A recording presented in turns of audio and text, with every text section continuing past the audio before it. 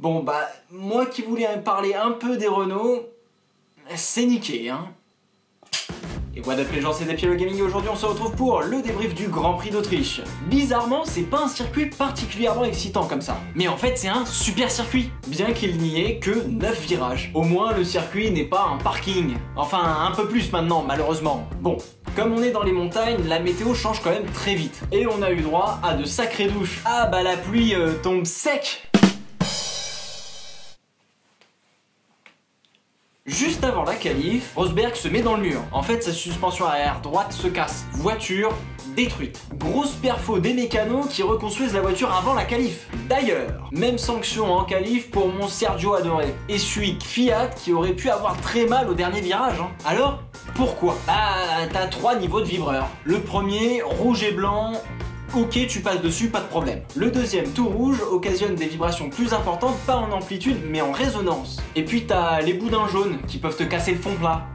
Ou te niquer les reins, hein, vraiment. Bon, moi je retiens qu'il faut rester les 4 roues sur la piste. Hein. En 1950, les mecs qui mettaient une roue dehors, c'était fini. Hein. Bon, à tout ça, tu rajoutes une bonne douche sèche. Et on a eu des qualifs incroyables. Surtout que Vettel et Rosberg avaient des pénalités. La grille de départ est ahurissante. Hamilton, 1. Ouais bon ok. Hülkenberg 2 et Button 3. Et j'oublie pas Pascal qui aurait pu jouer la Q3 avec sa Manor. Ça promet. Le départ.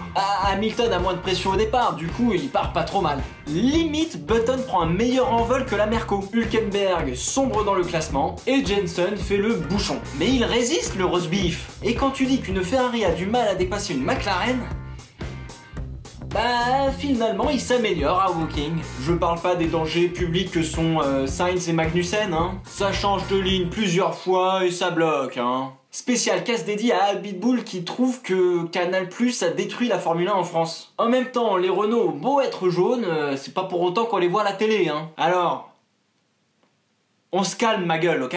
Aïe, j'ai parlé des Renault, voilà. Et puis d'un coup, Vettel en tête explose son pneu dans la ligne droite des stands. 26 tours, soit 112 km. Vraiment les gars? Un pneu qui explose au bout de 100 km? Je crois que d'un point de vue marketing et communication, c'est pas la meilleure des choses. Imagine Pirelli aux 24 heures du Mans. Ouais, mais Ferrari a abusé de la stratégie, nanana. Non franchement les gars, c'est quoi cette explication à la gomme?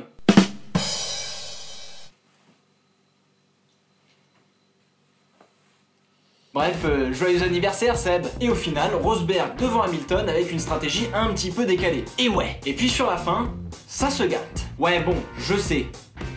Tout le monde attend une explication, surtout venant de la part d'un pro Rosberg. Mais d'abord, je veux souligner l'incroyable perf de Pascal. 10e avec une Manor. Et si je dis pas de conneries, je crois qu'il y a que Jules qui a fait mieux. Moi je te le dis, hein, le prochain gros champion, c'est Pascal. Bien plus mature que le Max. Bon allez, va falloir s'expliquer. Rosberg a sous-viré tout simplement.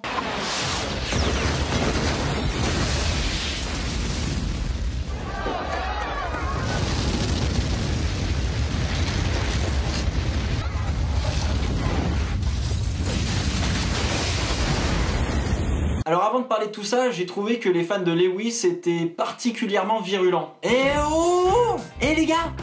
On se détend! Rosberg a été pénalisé. Pas besoin de s'énerver. Ouais, mais toi tu t'énerves quand c'est Hamilton qui a fait une connerie, nanana. Bah normal. Hamilton il a été pénalisé combien de fois depuis 2014? Bon allez, j'avoue. Rosberg abuse un peu. Ouais. Moi je reconnais quand il fait de la merde. Hein les fans de Lewis? Il veut emmener Lewis gentiment vers l'extérieur, comme Lewis l'avait fait au Canada et à Austin. Sauf que l'autre là, il s'en bat les couilles. Il tourne. Puis il arrache l'aileron de Rosberg. Du coup, Nico prend le seum et empêche Lewis de revenir sur la piste. Bah oui, non mais tu vas pas le dépasser en prenant la zone de dégagement non plus. Rien à dire sur le drapeau jaune au virage numéro 3. La voiture de Rosberg est trop endommagée, donc du coup Lewis peut le dépasser. Qu'on soit bien clair. J'aime pas Hamilton, mais faut être honnête. Faut pas siffler un pilote. Enfin, faut dire qu'il en a pris plein la gueule en 2014, le Nico, hein. Alors que l'autre lui avait juste fermé la porte. Bref, Hamilton est pas con. Sauf que là, il a pas fait le jeu de l'équipe. Tout comme Nico, hein. Au lieu de lui rentrer dedans, il aurait pu très bien sortir de la piste et revenir après. Comme Rosberg au Canada. Mon verdict.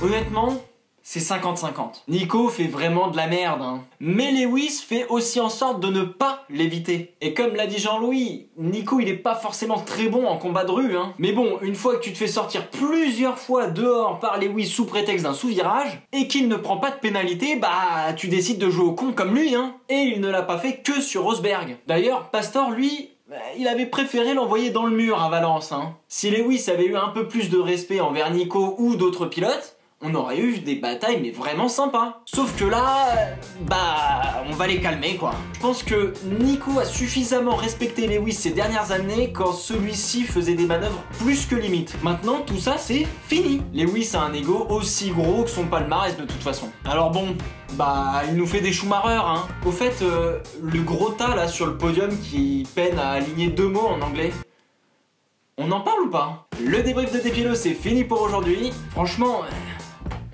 c'est impossible de parler des Renault quoi. Qui les a vus ce week-end? N'hésitez pas à lâcher des likes et des commentaires sur la vidéo. On se retrouve sur Twitter, sur Facebook et sur YouTube pour parler F1. Et puis en attendant, portez-vous bien. Ciao ciao.